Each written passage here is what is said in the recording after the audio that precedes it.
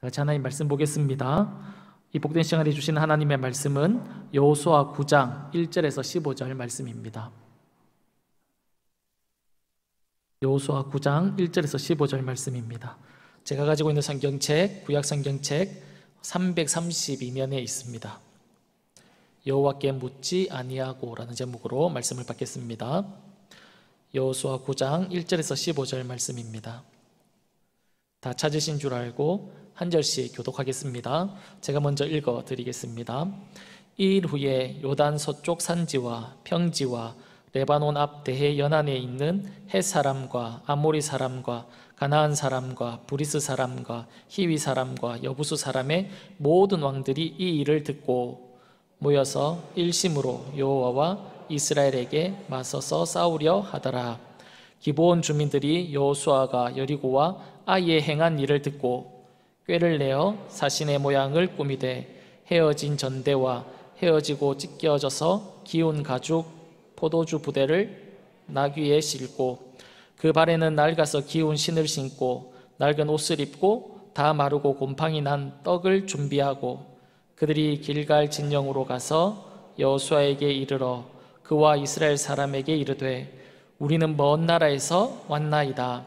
이제 우리와 조약을 맺읍시다 하니 이스라엘 사람들이 히위 사람에게 이르되 너희가 우리 가운데 거주하는 듯하니 우리가 어떻게 너희와 조약을 맺을 수 있으랴 하나 그들이 여호수아에게 이르되 우리는 당신의 종들이다 하매 여호수아가 그들에게 묻되 너희는 누구며 어디에서 왔느냐 하니 그들이 여호수아에게 대답하되 종들은 당신의 하나님 여호와의 이름으로 말미암아 심히 먼 나라에서 왔사오니 이는 우리가 그의 소문과 그가 애굽에서 행하신 모든 일을 들으며 또 그가 요단 동쪽에 있는 아모리 사람의 두 왕들 곧 헤스본 왕 시온과 아스다롯에 있는 바산 왕 옥에게 행하신 모든 일을 들었음이니이다. 그러므로 우리 장로들과 우리나라의 모든 주민이 우리에게 말하여 이르되 너희는 여행할 양식을 손에 가지고 가서 그들을 만나서 그들에게 이르기를 우리는 당신의 종들이니 이제 우리와 조약을 맺읍시다 하라 하였더라. 우리는 이 떡을 우리가 당신에게로 오려고 떠나던 날에 우리의 집에서 아직도 뜨거운 것을 양식으로 가지고 왔으나 보소서 이제 말랐고 곰팡이가 났으며 또 우리가 포도주를 담은 이 가죽 부대도 새 것이었으나 찢어지게 되었으며 우리의 이 옷도 신도 여행이 매우 길었으므로 낡아졌나이다 한지라. 우리가 그들의 양식을 취하고는 어떻게 할지를 여호와께 묻지 아니하고 같이 읽겠습니다. 여호수아가 곧 그들과 화친하여 그들을 살리리라는 조약을 맺고 회중 족장들이 그들에게 맹세하였더라. 아멘. 예전에 한번 사용했던 예화입니다. 한적하고 평화로운 마을에 술집이 하나 생겼습니다. 그러자 조용하고 한적한 마을에 술집으로 인해서 시끄러워졌고 또 술을 먹었던 사람들로 인해서 소란해지자 동네 사람들은 그 술집을 볼 때마다 걱정이 이만저만이 아니었습니다. 저 술집이 없어져야 하는데 하고는 걱정을 했던 겁니다. 그 동네에 있는 예수 믿는 사람들은 모여서 기도하기 시작했습니다.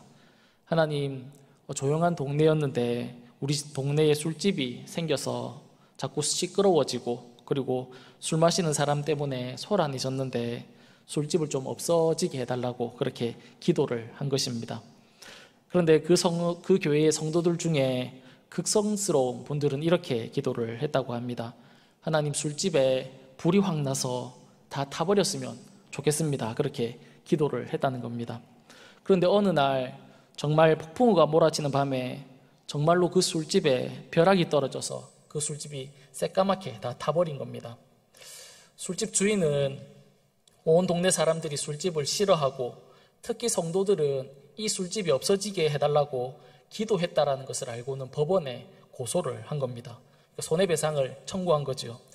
그런데 법정에 온 성도들이 그게 무슨 말이냐고, 우리가 기도는 했지만 기도했다고 정말 불이 났겠느냐고 터무니없는 소리라고 이렇게 맞섰습니다. 판사는 한참 심리를 이렇게 진행하다가 결론을 이렇게 내렸다고 합니다. 술집 주인은 기도의 능력을 믿는데 성도는 기도의 능력을 믿지 못한다. 그렇게 결론을 내렸다라고 합니다. 사랑하는 여러분, 여러분은 기도의 능력을 믿으십니까? 오늘 금요 기도에 나오신 여러분들은 아마 기도의 중요성을 알기 때문에 이 늦은 시간에 이렇게 교회에 나와서 하나님 앞에 예배하고 기도하는 줄 믿습니다. 우리는 계속해서 수요일과 금요일에 여호수아서를 살펴보고 있습니다. 이스라엘 백성은 하나님께서 약속하신 가나안 땅에 들어오게 되었습니다. 그리고는 여리고성을 시작으로 해서 본격적으로 가나안 땅을 점령해 나가기 시작했습니다. 그들은 여리고성을 어떻게 점령했습니까? 우리가 잘 알고 있듯이 하나님의 말씀대로 여리고성을 이렇게 뺑뺑 돌아서 그 여리고성을 점령했지요. 그러니까 이 여리고성을 이스라엘 백성들이 점령할 수 있었던 것은 자신이 가지고 있던 어떤 힘이나 어떤 지혜, 계략 그런 것이 아니라 하나님이 함께 하시고 하나님이 이스라엘 백성들을 도와주셔서 여리고성을 점령할 수 있었던 겁니다. 그리고 난 이후에 이스라엘 백성들은 아이성을 점령하러 갑니다. 그런데 아이성에서는 이스라엘 백성들이 점령하는데 한번 실패를 하지요. 그 이유가 무엇이냐면 우리가 잘 알고 있는 것처럼 아간이 하나님의 말씀 앞에 불순종했기 때문에 그들이 실패를 한 것입니다. 또 다른 이유를 찾아보자면 그들에게는, 이스라엘 백성들에게는 교만한 마음이 있었기 때문에 실패한 것입니다. 실패를 경험하고 난 이후에 그들은 왜 실패했는지 그 이유를 알게 되고 그 문제를 해결하고 난 이후에 다시 아이성을 공격해서 큰 승리를 거두게 됩니다. 이스라엘 백성들이 이렇게 가나안을 이렇게 밀고 들어오는데 그를 막을 수 있는 방법이 없는 겁니다. 그래서 가나안에 살고 있는 7 족속들이 우리 개개인으로는 이스라엘 백성들을 우리가 막을 수 없으니까 우리가 연합해서 이스라엘 백성들을 막자라고 그들이 결정하고는 연합을 합니다. 그것이 오늘 본문 1절과 2절에 나오는 내용입니다. 그런데 3절 이후에 보면 가나안 백성들이 연합을 해서 이스라엘 백성들과 싸움을 하는데 이스라엘 백성들과 싸우는 것을 선택하지 않고 그들과 화친을 맺으려고 하는 그런 주민이 있는 것을 우리가 볼 수 있지요. 그들은 히위족 속에 속한 사람들로 기브온 사람들인데 이들은 생각해 봤을 때 우리가 이스라엘 백성과 전쟁을 해봤자 우리가 이길 수 없다라는 결론을 내리고는 자신들이 살 수 있는 방법을 모색하다가 이스라엘 백성과 화친을 맺어야겠다라는 그런 결정을 하게 됩니다. 이 기브온 족속이 힘이 없고 약한 그런 사람들이 아닙니다. 그들은 대단히 강한 성을 가지고 있고 또한 그들의 군사력 또한 대단했습니다. 그럼에도 불구하고 그들은 이스라엘 백성들과 전쟁을 해서는 우리가 이길 수 없다라는 결론을 내리고는 이스라엘 백성과 화친을 맺으려고 한 겁니다. 그들은 멀리서 온 것처럼 자신들을 속여서 자신들을 꾸며서 이스라엘 백성들을 속이게 되고 그리고 화친을 맺게 됩니다. 결국 여호수아는 그들과 화친 조약을 맺게 되고 족장들은 우리가 이제 너희를 해하지 않겠다라고 그렇게 맹세를 하게 된 겁니다. 이런 이스라엘 백성들의 결정은 하나님이 원하시는 결정이 아니었습니다. 하나님은 이스라엘 백성들로 하여금 가나안 사람들과 화친을 맺지 말라고 그렇게 하나님께서 말씀하셨습니다. 그들을 다 진멸하라라고 이스라엘 백성들에게 명령을 하신 겁니다. 신명기 7장 1절에서 2절까지 말씀을 보면 이렇게 기록하고 있습니다.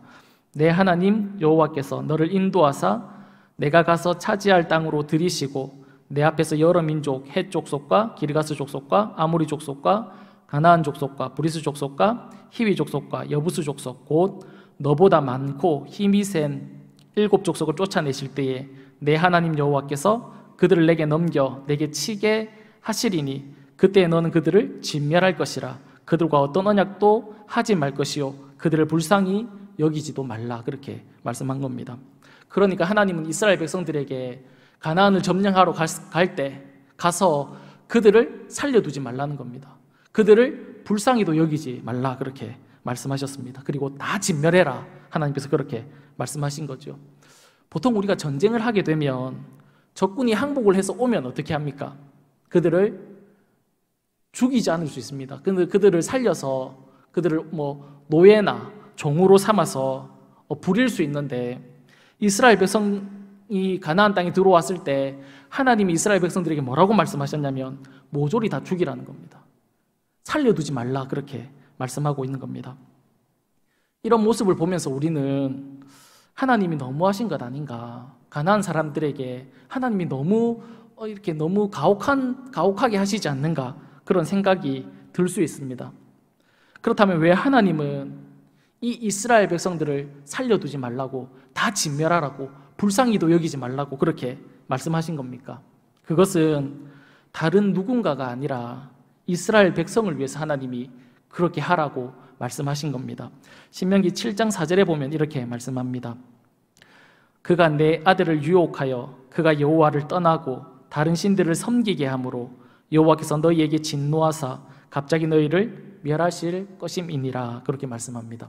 그러니까 이스라엘 백성들이 가나안 사람을 살려두게 되면 그 사람들이 어떻게 된다라는 겁니까? 이스라엘 백성들을 유혹하고 넘어지게 해서 결국에는 하나님을 떠나게 하고, 그것으로 인해서 이스라엘 백성들이 하나님의 진노를 받게 되니까, 그러니까 너희는 그들을 살려두지 말라, 그들을 불쌍히 여기지 말라 그렇게 말씀하고 있는 겁니다. 하나님은 가나안의 악을 완전히 끊어내버리고 이스라엘 백성과 함께 하나님의 나라를 세울 그런 꿈과 계획을 가지고 계셨습니다. 그래서 그렇게 말씀하신 것이지요. 우리가 생각해 볼 때 우리의 자녀가 나쁜 친구들과 어울리게 되면 우리 부모님들의 마음이 어떻겠습니까? 그 나쁜 친구들로부터 이렇게 빼내오고 싶지 않겠습니까? 악한 습관이 몸에 배어 있으면 부모님들은 그 자녀들을 보면서 어떤 생각이 드십니까? 저 습관을 버려야 하는데, 그런 생각이 들지 않습니까? 이스라엘 백성들이 그렇다라는 겁니다. 그들이 이 가나안 사람을 남겨두게 되면 그들의 좋지 않은 것, 악한 것들을 그들이 닮아갈까봐, 그것을 가지고 올까봐 하나님은 이스라엘 백성들에게 가나안 사람들을 다 진멸해라 그렇게 말씀하고 있는 겁니다. 그러니까 하나님은 이스라엘 백성들을 아끼고 사랑하기 때문에 그렇게 하라고 말씀하고 있는 거죠. 세상 사람들이 보면 하나님을 보고 뭐라고 얘기하겠습니까? 너무 잔인하다 그렇게 얘기하시겠죠. 어떻게 하나님이 그럴 수 있냐라고 얘기할 겁니다. 하나님을 향해서 손가락질도 할 수 있겠지요. 그럼에도 불구하고 하나님이 그런 모욕을 당해도, 하나님이 그런 손가락질을 받아도 하나님은 이스라엘 백성들에게 뭐라고 말씀하고 있냐면 너희들은 악한 것에 물들지 않기를 하나님이 원하신다라는 것을 말씀하고 있다라는 겁니다. 하나님은 그런 이스라엘 백성들과 함께 하나님의 나라, 하나님의 이 백성들을 통해서 하나님의 나라를 세워가고 싶었던 것입니다. 그런데 오늘 본문에서 이스라엘 백성들이 어떻게 했습니까? 기브온에 꽤 넘어가서 하나님이 안 된다라고 하신 가나안 족속과의 화친을 맺게 됩니다. 하나님 말씀에 불순종한 거지요. 그렇다면 왜 이스라엘 백성들이 이런 잘못, 이런 실수를 하게 된 것일까요? 왜 이스라엘 백성들은 기브온의 그 잔궤에 넘어가게 된 것일까요? 그 이유를 오늘 본문 14절에서는 이렇게 이야기하고 있습니다. 무리가 그들의 양식을 취하고는 어떻게 할지를 여호와께 묻지 아니했다 그렇게 말씀하고 있습니다. 이스라엘 백성들이 어떻게 했다라고 말씀하고 있습니까? 여호와께 묻지 아니했다 그렇게 말씀합니다. 다른 말로 기도하지 않았다라는 것이지요. 기도하지 않아서 그들은 기브온의 잔궤에 넘어가고 만 것입니다. 사랑하는 여러분, 그러기에 우리에게 있어서 가장 위험한 때는 언제일까요? 우리가 이 땅을 살아가면서 언제가 가장 우리에게 위험한 순간이겠습니까? 우리의 환경이, 우리의 상황이 좋지 않을 때, 그럴 때도 우리는 참 힘들어 하지요. 그러나 그때가 가장 위험한 때는 아닙니다. 언제 우리의 신앙이 가장 위험해지냐면 우리가 하나님 앞에 기도하지 않을 때, 우리가 하나님을 찾지 않을 때, 그때 우리의 신앙에 가장 큰 위기가 온다라는 사실입니다. 우리는 기도로 하나님과 소통하게 되고 기도로 하나님과 연결될 수 있습니다. 그런데 기도하지 않으면 우리는 어떻게 살아갈까요? 우리가 하나님을 찾지 않고 하나님을 바라보지 않고 하나님과 소통하지 않고 기도하지 않고 우리가 살아가면 우리는 이 땅을 어떻게 살아가게 될까요? 우리 눈에 보이는 대로 살아가겠지요. 우리 마음이 원하는 대로 살아갈 것입니다. 마음이 시키는 대로, 눈에 보이는 대로 우리의 방법과 우리의 생각으로 이 땅을 살아가게 될 것입니다. 그러기에 우리는 기도하지 않을 때가 우리의 인생에 있어서 가장 위험한 때라는 사실입니다. 그렇다면 이스라엘 백성들은 왜 하나님 앞에 기도하지 않았을까요? 왜 하나님에게 묻지 않고 그들과 평화의 조약을 맺었을까요? 그것은 그들의 마음 가운데 교만이 있었기 때문에 그렇습니다.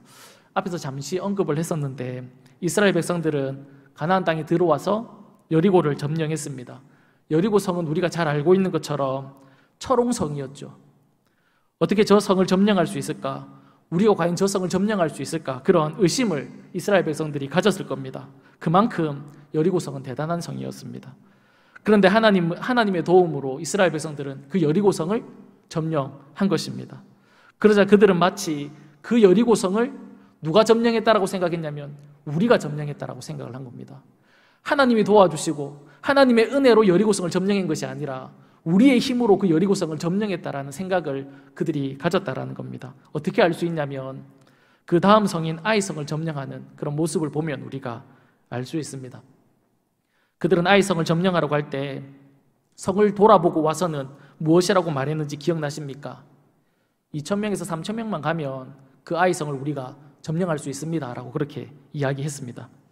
과연 2,000~3,000명만 가면 그 아이성을 점령할 수 있었을까요? 아이성은 그렇게 작은 성이었을까요? 그렇지 않습니다. 여호수아 8장 25절에 보면 아이성 사람의 수를 기록하고 있는데 그 성에 사는 사람의 수가 12,000명이었다라고 이야기를 합니다. 그런데 이 12,000명은 젊은 청년들, 남자들의 숫자만 기록한 거겠죠. 그러면 여자분들, 노인분들 이게 다 합치면, 아이들까지 다 합치면 적어도 3~4만 명이 넘는 그런 아주 큰 성이었습니다. 그런 성에 2~3,000명만 가서 그 성을 점령하면 된다라고 이야기한 것입니다. 말도 안 되는 계획이죠. 그들은 왜 2~3,000명이면 충분하다라고 이야기를 했을까요? 그들은 조금 전에 여리고성을 점령한 겁니다. 도저히 점령할 수 없을 것 같았던 성, 도저히 넘어갈 수 없었던 그 성. 그런데 그 성을 자신들이 점령했다라고 생각하니까 이 성쯤이야, 2~3,000명이면 우리가 충분히 넘을 수 있지라는 그런 생각을 그들이 가졌다라는 겁니다. 그러니까 그들은 마음이 높아졌고 교만해져서 결국은 잘못된 선택을 한 것입니다. 오늘 본문에서 이스라엘 백성들은 왜 하나님이 조약을 맺지 말라고 하신 가나안 족속과 약조를 맺은 것일까요? 그 이유 역시 높아진 마음, 교만한 마음 때문에 그들은 하나님이 하지 말라고 한 그런 행동을 하게 된 것입니다. 똑같은 실수를 그들이 반복한 거지요. 기브온 족속이 이스라엘 백성들을 찾아왔을 때 그들의 모습을 한번 생각해 보십시오. 옷은 다 떨어졌고 신발도 다 낡았습니다. 가죽 부대는 터졌고 가지고 있던 음식은 다 상했습니다. 몰골을 이렇게 좋지 않게 하고 이스라엘 백성들을 찾아왔을 겁니다. 왜냐하면 멀리서 온 것이라고 보여져야 되기 때문에 그들은 아주 볼품없는 모습으로 이스라엘 백성들 앞에 서 있었을 것입니다. 이스라엘 백성들이 그런 백성들을 보면서 어떤 마음의 생각이 들었을까요? 이 사람들 별거 아니네, 그런 생각을 가졌을 것입니다. 별 볼 일 없는 족속이라고 생각하지 않았을까요? 그러자 그들의 마음에는 교만이 생기게 된 겁니다. 그리고 기브온 사람들이 이스라엘 백성들에게 뭐라고 자신을 소개합니까? 우리는 당신들의 종입니다. 우린 당신들을 섬기는 사람입니다. 그렇게 이스라엘 백성들을 한껏 높여주는 겁니다. 그러자 이스라엘 백성들의 마음 가운데는 교만한 마음이 생기게 되었고 결국 하나님이 하지 말라고 한 화친을 그들과 맺었던 것입니다. 그러니까 그들이 화친을 맺을 때, 이스라엘 백성들이 화친을 맺을 때 이스라엘 백성들의 마음에는 교만한 마음이 있었던 것입니다. 이런 마음으로 인해서 하나님께 묻지 않고 잘못된 결정을 하게 된 것입니다. 사랑하는 여러분, 우리의 삶에 늘 하나님께 묻는 그런 삶의 모습이 필요합니다. 그런데 중요한 것은 우리가 하나님 앞에 기도해야 된다는 것 너무 잘 알고 있지요. 하나님께 물으면서 살아가야 된다는 것 너무 잘 알고 있습니다. 그런데 우리는 그렇게 잘 살아가지 못합니다. 저 역시 그렇고 많은 기독교인, 많은 성도님들이 하나님 앞에 기도하는 삶을 기도하면서 살아가는 삶이 쉽지 않다라는 겁니다. 하나님에게 늘 물었던 다윗도 보면 하나님 앞에 기도하는 그런 삶이 하루아침에 만들어진 것은 아닙니다. 다윗이 결정적으로 하나님 앞에 기도해야겠다, 하나님 앞에 물어야겠다라고 결정하게 된 동기가 있는데, 그때가 언제냐면 사무엘상 27장 이후에 보면 다윗이 사울을 피해서 도망을 막 다닙니다. 이러다가 정말 사울에게 잡혀서 내가 죽임을 당하겠다라는 그런 불안함 때문에 다윗이 고민을 하다가 어떻게 하냐면 블레셋 땅 아기스로 피신을 가게 됩니다. 그곳에 도착했을 때 블레셋 사람들이 다윗을 알아본 것입니다. 그리고는 왕에게 데려갑니다. 왜냐하면 다윗은 우리가 잘 알고 있는 것처럼 골리앗을 죽였던 인물입니다. 그러니까 위협적인 인물이 될 수 있었던 겁니다. 이런 생각이 들자 다윗은 내가 여기서 죽을 수 있겠구나라고 생각을 하고는 아기스 왕 앞에서 침을 흘리며 미친 척을 한 겁니다. 왕이 다윗을 보면서 우리나라에 미친 사람이 없어서 다윗을 데리고 왔느냐고는 쫓아 보내버립니다. 이렇게 다윗은 그곳에 가서 미친 행동을 한 거지요. 그리고 블레셋 땅에서 시글락이라는 곳에서 살아가게 되는데, 이 블레셋이 이스라엘 백성들과 전쟁을 하게 됩니다. 그때 왕이 다윗을 불러서 이스라엘 백성과 전쟁을 하는데 같이 전쟁을 하자고 부릅니다.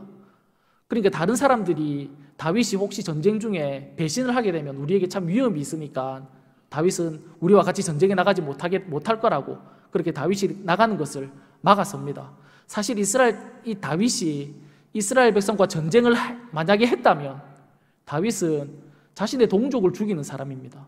그러면 다윗은 이스라엘의 왕이 될 수 없었겠지요. 이런 위기의 순간에 하나님의 도움으로 다윗은 그곳을 피해서 다시 시글락이라는 동네로 돌아오게 되는데, 시글락으로 돌아와서 보니까 아말렉이 쳐들어와서 그곳을 쑥대밭으로 만들어 놓은 겁니다. 자녀들은 다 뺏기고 아내들도 다 뺏기고 여자들은 다 잡혀서 이제 간 것이죠. 그 동네는 성은 다 불타버린 겁니다. 다윗과 함께 했던 군사들이 화가 나서 다윗을 향해서 돌을 던져서 죽이려고 합니다. 그때 다윗이 하나님을 의지해서 그 어려운 순간들을 다 벗어나게 되는데, 이런 다윗이 이런 위기의 순간들을 겪고 나고 난 이후에 다윗이 무엇을 결심하냐면 내가 하나님 앞에 기도해야겠다는 것을 결심하는 겁니다. 왜냐하면 다윗이 자신이 살던 이스라엘 땅에서 이 블레셋 땅으로 넘어오면서 하나님 앞에 묻지 않았거든요. 다윗이 어떤 결정을 했냐면 내 생각에는, 내가 보기에는 내가 계속 여기에 있으면 사울에게 죽을 것 같으니까 내가 피신해야겠다라고 생각을 하고는 자신의 생각을 쫓아서 블레셋 땅으로 넘어온 겁니다. 근데 이 블레셋 땅에 넘어와서는 여러 가지 위기를 겪으면서 다윗이 생각하는 거죠. 내가 하나님 앞에 기도하지 않고 선택한 이 선택이 나를 얼마나 힘들게 하고 나를 얼마나 불행하게 했는지를 알게 된 겁니다. 다윗은 참 감성이 예민하고 이렇게 영감이 있는 사람이라서 여러 편의 시편을 기록하게 되는데, 이 블레셋 땅에 와서 살아가는 동안에는 단 한 편의 시도 기록하지 못합니다.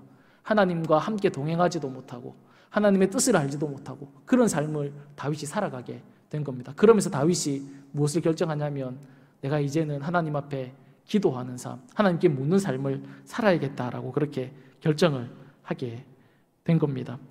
사랑하는 여러분, 하나님 앞에 묻는 것, 기도하는 것 쉽지 않지만 하나님은 오늘 본문에서 이스라엘 백성들이 하나님께 묻지 않았다는 것을 지적하고 있습니다. 그러면서 우리에게 하나님이 요구하시는 것이 무엇입니까?